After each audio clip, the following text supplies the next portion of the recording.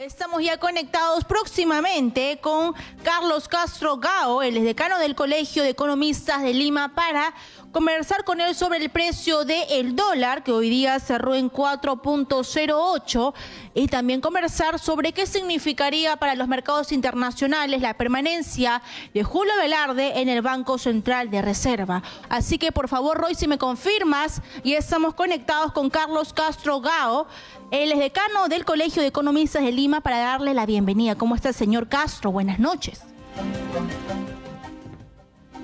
Buenas noches. Primero, para agradecer a Exitosa Te Escucha y en tu persona, Katiuska, de convocarnos a tu espacio, y estoy a su predisposición de un poco de abarcar los temas que tú bien has señalado y que preocupa a todos los actores, sobre todo al ciudadano de a pie. Exitosa. Así es, señor Castro. Por favor, comenzar con lo de Julio Velarde.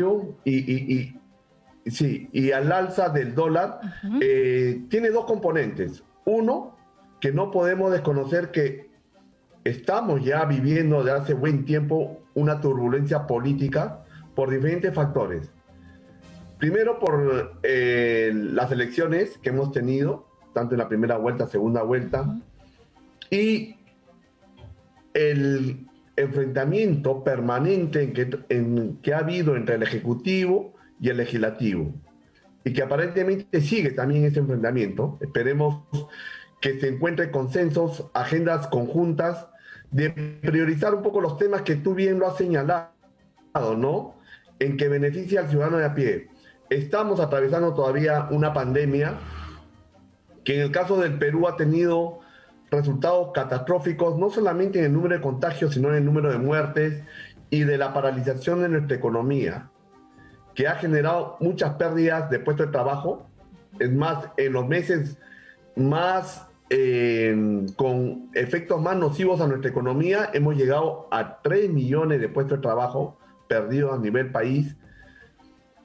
Por otro lado, como bien tú lo has señalado, habiendo mantenido de hace muchos años ese incremento de la informalidad que estaba en promedio en un 70%, no solo a nivel de unidades económicas, sino en el mercado laboral, se ha incrementado esa informalidad a causa de la pandemia. Como bien lo has señalado, que estamos en un promedio del 80%. Y esa informalidad nos trae una serie de problemas que aqueja al peruano. ¿Por qué? Porque estando en la informalidad no va a poder tener un sistema previsional. Exitosa. No va a tener los beneficios que trae un puesto formal. Entonces, genera una serie de problemas estructurales y que vamos a tener que enfrentarlo. Por otro lado, como bien tú lo has dicho, la canasta familiar ha sufrido un incremento. ¿Por qué? Porque nuestra canasta familiar depende de productos importados, de una serie de insumos. Entonces, solamente por señalar el incremento del maíz, que tiene incidencia para el precio del pollo, la soya, las tarifas eléctricas que se han incrementado, el incremento del precio del petróleo, eso hace encarecer la canasta familiar. Y eso también tiene una incidencia también en lo que hemos sufrido. Después de 4 años hemos tenido la tasa más alta de inflación en el último mes, y ya estamos superando el objetivo meta de inflación, que tú sabes que es entre el 1 y el 3%. Sería nocivo para nuestra economía tener inflación por encima de ese objetivo meta. Entonces, sí, estamos pasando por una situación complicada, y creo que las soluciones es, primero, señales de mayor estabilidad. Y cuando hablamos de economía, tenemos que ver cómo se articula mejor la política fiscal que se tiene que dar en el país. Sabemos que esa política fiscal tiene que ser expansiva por la situación que atraviesa el país, pero también tiene que ser responsable. Y creo que la señal es más correcta es la que ha anunciado el ministro de Economía y Finanzas, Pedro Franque. Sin embargo, esas señales de mayor estabilidad económica también tiene que ser escuchado por otros actores del propio gobierno. Y creo que ese liderazgo lo debe tomar el presidente de la República, de acuerdo a lo que anunció el 28 de julio. Entonces yo creo que por ahí tenemos que mejorar ese discurso y esas acciones próximas que tiene que dar paso el gobierno para buscar esa mayor certidumbre y señales de mayor estabilidad. Así Si es seguimos ahora. en esa turbulencia política va a ser un poco complicado. En segundo lugar, en el tema de la política monetaria, estoy seguro que una vez concretado la permanencia de Julio Velarde en el BCR, van a tomar medidas, ¿no? Sabemos que existe actualmente una demanda de atesorar nuevamente en dólares. No nos podemos engañar y eso también influye, ¿no?, en el mercado, el incremento del dólar. Es más, tenemos tasas de intereses a plazo, Katiuska, que está por debajo de las expectativas de las tasas de inflación que vamos a tener. Es decir, nadie va a querer ahorrar en soles. Y eso también es peligroso porque vamos a regresar a los tiempos que hasta para comprar una lacto, un televisor, se valorizaban en dólares. Y yo creo que eso también es dañino para la economía porque tenemos que ver la manera, una vez que se establezcan los mercados, ¿no? Porque sabemos que todas las economías, sobre todo las desarrolladas, están en un proceso de crecimiento económico y hay una alza de precio global que no podemos desconocer, pero una vez que se estabilicen también tenemos que ver cómo promover el ahorro en soles. Exacto, Y nuevamente señor Castro. Revaluar nuestra moneda. Sí. Así es, sí. por favor. ¿Esta crisis solamente pasa aquí en nuestro país o pasa también pues en América Latina, en Estados Unidos? Porque esta pandemia golpeó a todo el mundo. Es un fenómeno mundial. ¿Qué pasa, por favor, con otros países si solamente alcanza a nuestro país? No, el tema del alza de precios es a nivel global, ¿no? Pero lo que sí tenemos que aterrizar en tres cosas. Creo que el compromiso y donde se puede ir construyendo una agenda de consensos, ¿no? Es, primero, el tema de salud, el tema sanitario. Si no mejoramos las condiciones sanitarias, Katiuska, va a ser más complicado la reactivación económica. Todavía estamos lejos de esa reactivación económica que es primordial porque involucra nuevamente generar puestos de trabajo. Lo que más demanda el ciudadano de a pie, el peruano, es trabajo. Y creo que eso debe ser prioridad número uno del gobierno y de todos los actores claves. También es importante, por lo que te escuché, es el cierre de brechas. Así es. Ya ha anunciado el ministro de Economía y Finanzas que va a estructurar en los próximos días, porque no va a contar con el tiempo que contaban los gobiernos anteriores, por lo menos un promedio de 3 meses, de estructurar el presupuesto del 2022, pero tiene que dar énfasis a mejorar la eficiencia de la inversión pública, que es otro mecanismo de poder también reactivar la economía, y en tres cosas básicamente: salud, educación, saneamiento, y en una infraestructura que pueda generar empleo temporal, sobre todo que está a cargo de los gobiernos regionales y los gobiernos locales. Así es. Yo quería preguntarle, por favor, señor Castro. Hace el Banco Mundial, el BID. Pero lo más importante es que este esfuerzo público que pueda hacer el Estado en sus 3 niveles de gobierno en cuanto a la inversión pública, tiene que estar enganchado, disculpa el término, Katiuska, con lo más importante, que es la inversión privada, porque la inversión privada es la que genera el empleo más sostenible en el tiempo. Así y ahí es, sobre tenemos eso. que también hablar el mismo idioma. Sobre eso, por favor, yo quería preguntarle, ¿cuál es el estado de la caja fiscal? Se piensa que pues el Estado es multimillonario, que puede gastar y gastar y gastar, cuando también debería haber una política de recaudación. Pues exportar, ver cuáles son los sectores productivos que pueden ser caballitos de batalla. ¿Por qué no ser potencia, por ejemplo, exportando paltas, papa peruana? Sí, para ponernos en orden, si hablamos de política fiscal, tú lo has dicho, nosotros tenemos que ver cómo gestionar un Estado más eficiente y de acuerdo a la demanda de servicios básicos que necesita la población.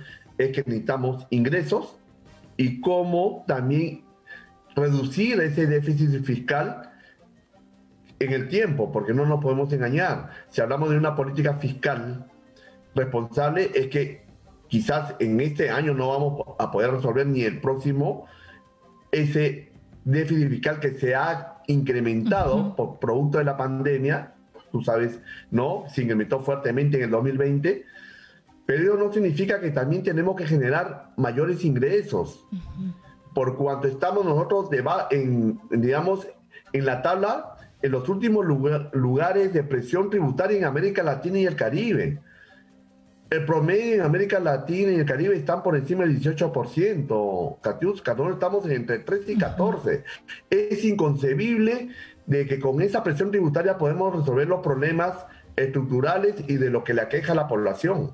Entonces, tenemos que en el camino también ver la manera como generar mayores ingresos tributarios y también ver la manera de estructurar un nuevo sistema tributario que sea más progresivo, porque en algunos casos tenemos un sistema tributario sumamente regresivo y que indudablemente quien más tiene va a tener que pagar más impuestos, ¿no? Como pasa en todos los países. Así es, como debería ser. Mientras más gano, pues también cumplo con mis impuestos. Pero eso no pasa, ya lo dijo Pedro Franque. Empresas, por favor, paguen sus deudas millonarias que tienen con la SUNAT. Así es. Así es, sobre eso, por favor, señor Castro. También, sobre todo, ¿no?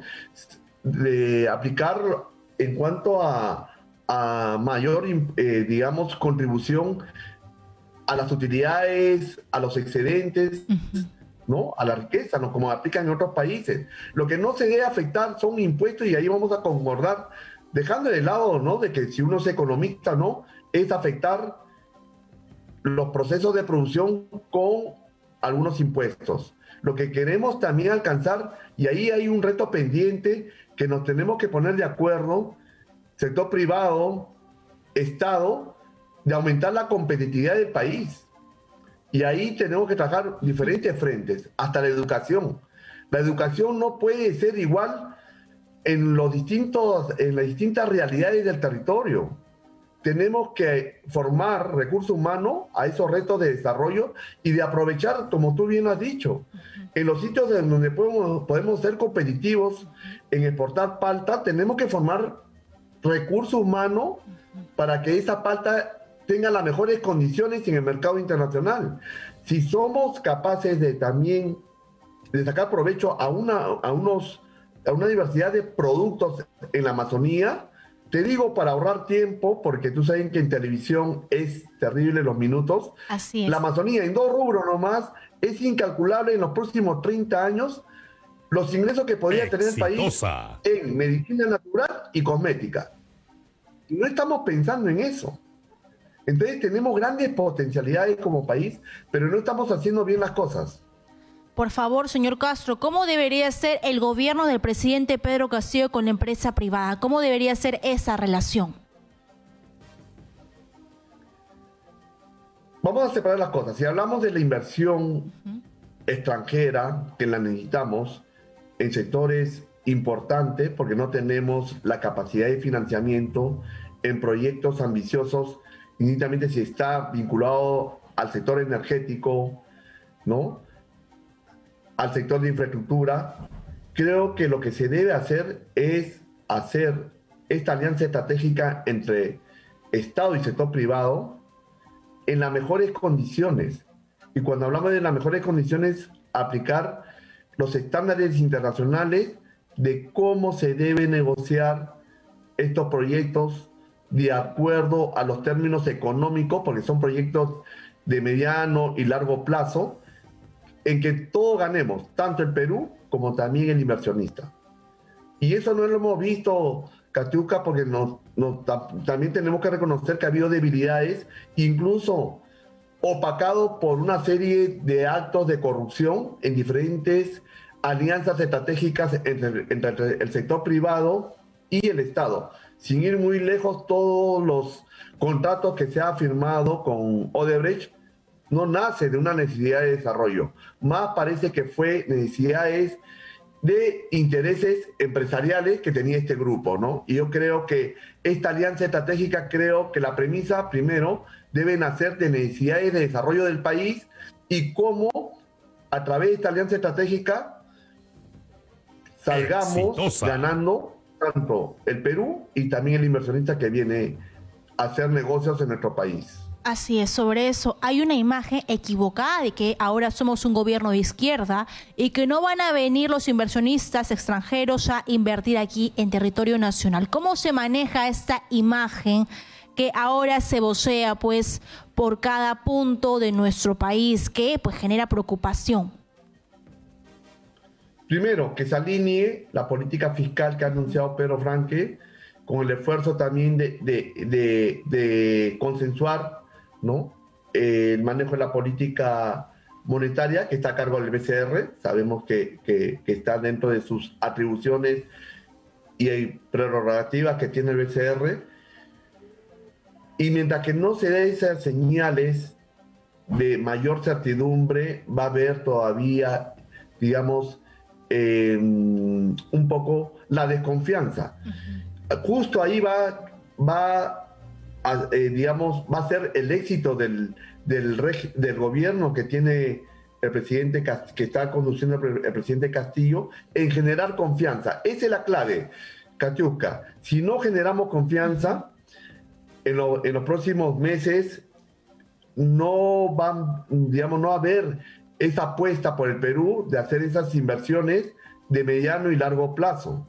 Porque lo que queremos justo también que el sector privado, el inversionista, tanto nacional o extranjero, asuman ese rol de inversionista, más allá de sus intereses de rentabilidad o empresarial que puedan tener en el corto plazo.